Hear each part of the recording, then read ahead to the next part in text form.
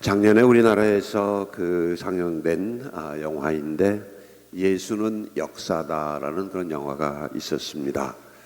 개신교단에서는 뭐 단체로 관람도 가고 이제 막 그랬었는데 하여튼 그렇게 많지 않아서 아마 금방 내린 그런 영화였습니다.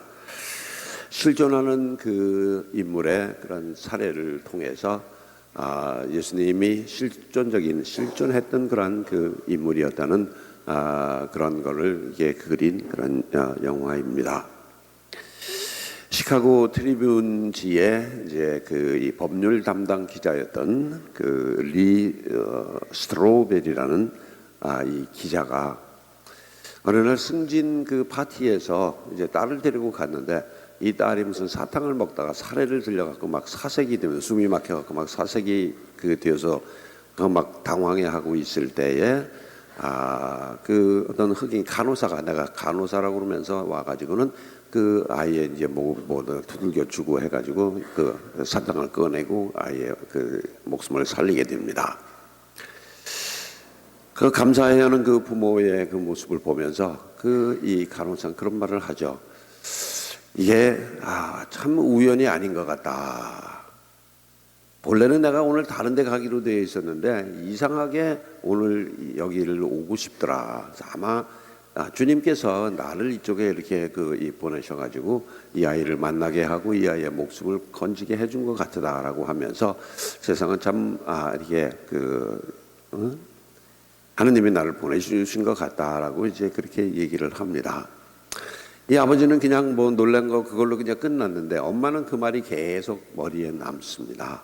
하느님이 나를 이렇게 보내서 이 아이의 생명을 구하게 해준 것 같다. 세상엔 우연이라는 게 없다라고 얘기하는 그 말이 계속 어머니의 뇌리에 저기를 가득 찼고 엄마는 이제 이 간호사를 따라서 교회에 가게 되고 이게 뭐 교회에 좀 관심 갖게 되고 나중에는 아이까지 좀 데려가겠다고 그러는데 이 남자는 아주 철저한 무신론자였었습니다. 그리고 부인이 이런 교회에 빠지고 또 이 신앙에 이렇게 빠지는 것에 대해서 굉장히 못마땅해 하면서 막 갈등도 있고 이제 그렇습니다. 그러면서 이 남자가 한 결심은 뭐냐면 내가 하여간 이 예수라는 인물이 허구라는 것을 내가 증명을 해내겠다. 그러면서 열심히 여러 가지 이것저것 하고 뭐 사람도 만나고 뭐 하고 하면서 특별히 부활에 대한 이 허구성을 이제 캐내기 위해서 여러 사람을 만나면서 얘기를 하고 막 그렇게 이제 합니다. 그때 부부가 이 신앙 문제에 대해서 이렇게 뭐 얘기를 하면서 부인이 이런 얘기를 합니다. 실제로는 우리가 눈으로 볼 수 없고 만질 수 없는 실제로는 없는 것 같은 어떤 것을 내가 존재한다고 믿고 고백하는 순간 그 실제는 현실이 되어 나의 삶을 지배하고 이끌어가는 힘이 되더라. 자, 다시 한번 정리를 합니다. 없는 것 같이 보이지만 그 존재가 내 안에 있음을 내가 믿기 시작할 때 그것은 내 안에 현존하는 어떤 존재가 되고 그것이 이제는 나의 삶을 지배하는 어떤 힘으로 작용을 한다. 하느님이라는 단어로 대체해서 봅니다. 하느님은 지금 우리 눈에는 없는 것처럼 그렇게 보이지만 그러나 그분이 내 안에 존재함을 내가 믿기 시작할 때 그분은 내 안에 현존하는 어떤 실제적인 존재가 되고 그리고 나의 현재의 삶을 이제 지배하고 이끌어가는 나의 힘으로 작용을 한다. 이해가 되십니까? 영화의 포인트는 이제 바로 그런 겁니다. 그래서 결국 주인공은 이제 계속 자기 논리에 빠져가지고 막 이러다가 결국 하나씩 자기가 허물어지고 무너지면서 결국 부인보다 더 열렬히 이제 예수의 존재를 믿고 이제 신앙생활을 열심히 하게 된다라는 이제 바로 이제 그런 얘기입니다. 그래서 예수님의 그런 존재, 실존적인 그 인물을 통해서 우리는 하느님의 존재를 내 안에 이렇게 받아들이고 또 그거를 통해서 내 인생에 새로운 그 어떤 힘과 또 삶의 원동력을 차지하게 된다라는 이제 그런 얘기가 되겠죠. 드라마에서 나온 얘기라고 그러는데 그런 게 있었습니다.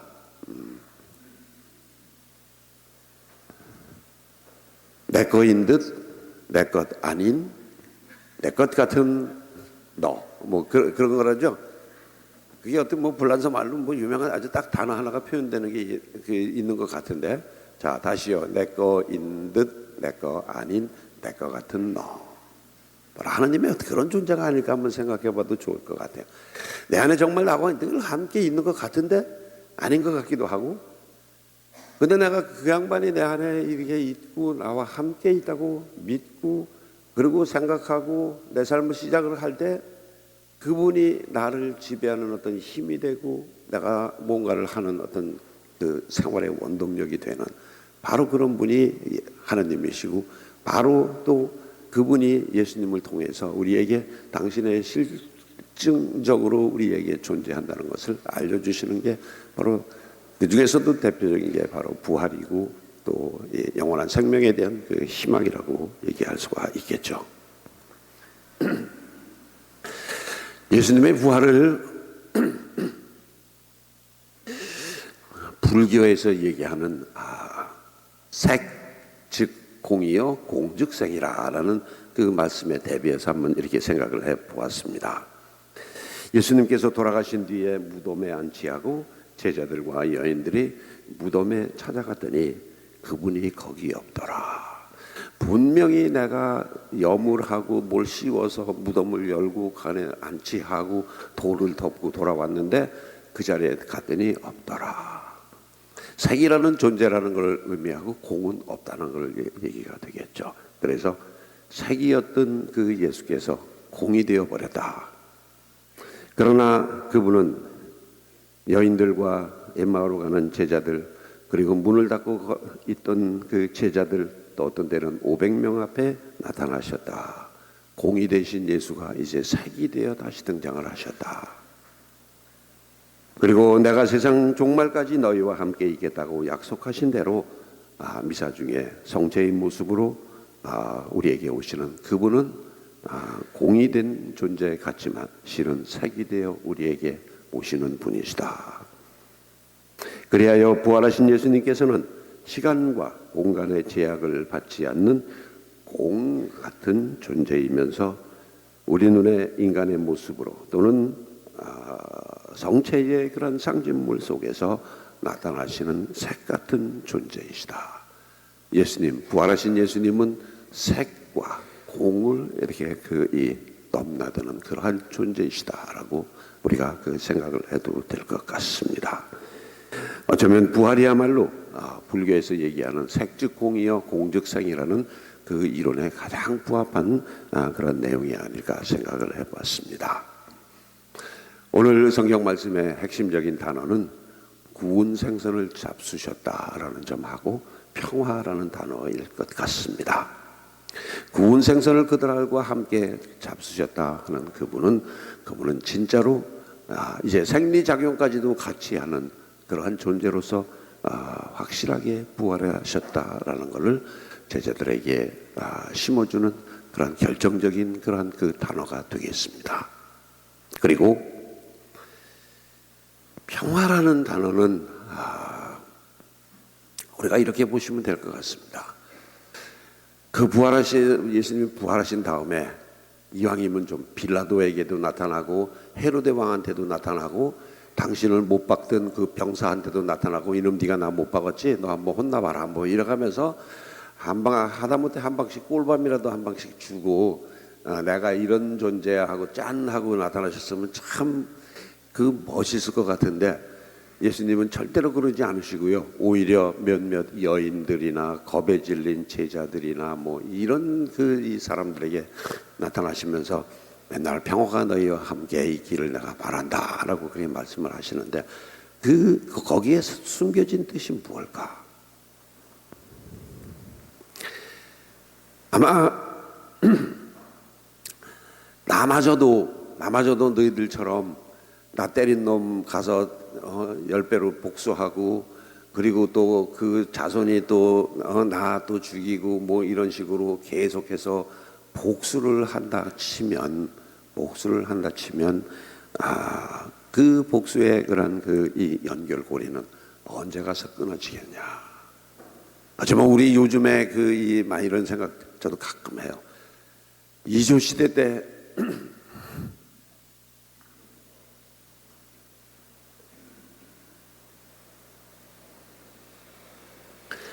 이조실록을 만화로 이렇게 엮은 게 25권짜리인가가 있었어요. 근데 제가 거기 13권인가 보다가 확 집어 던지고 이제 안 봤는데,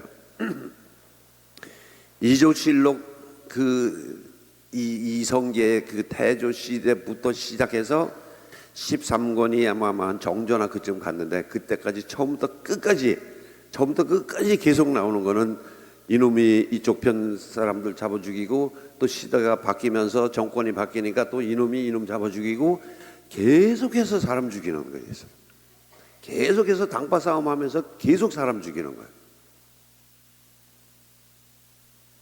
어쩌면 우리 민족의 이 DNA 속에는 그냥 복수하지 않냐, 부모의 원수를 갚지 못하면 내가 존재의 이유가 없는 것처럼 계속 그 복수의 그 악순환, 이게 계속된 게 우리의 역사가 아니겠냐.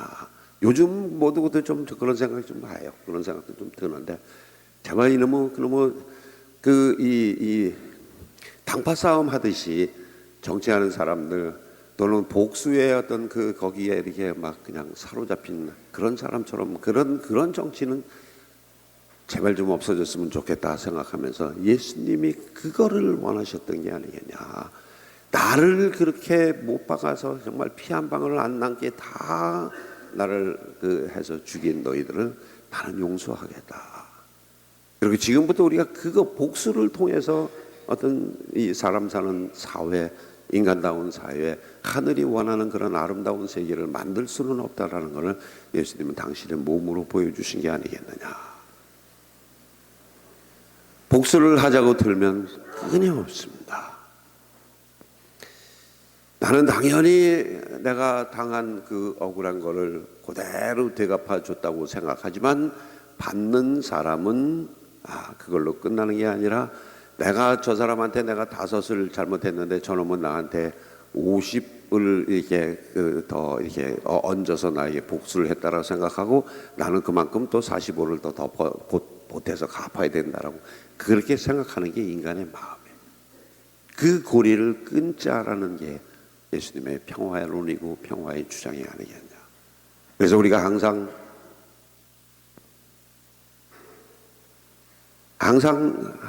평화를 얘기하고, 주님의 평화가 어떤 건지 저기를 할 때는 다른 사람에게 뭔가 섭섭한 마음을 덮어 씌우지 말고, 그리고 그걸 또 복수하지 말고, 그냥 내가 너에게 잘못할 수도 있고 너도 나한테 잘못할 수도 있고, 우리 다 그러니까 서로 허물을 덮어주면서, 그러면서 이해하고 받아주면서 살자라는 그런 메시지가 아닐까 생각합니다. 예수님의 능력을 가장 잘 드러내는 것이 부활이라면, 이 부활의 메시지, 그리고 예수님 가르침의 가장 중요한 가르침은 바로 평화가 아닐까 생각해 봤으면 좋겠습니다. 아멘.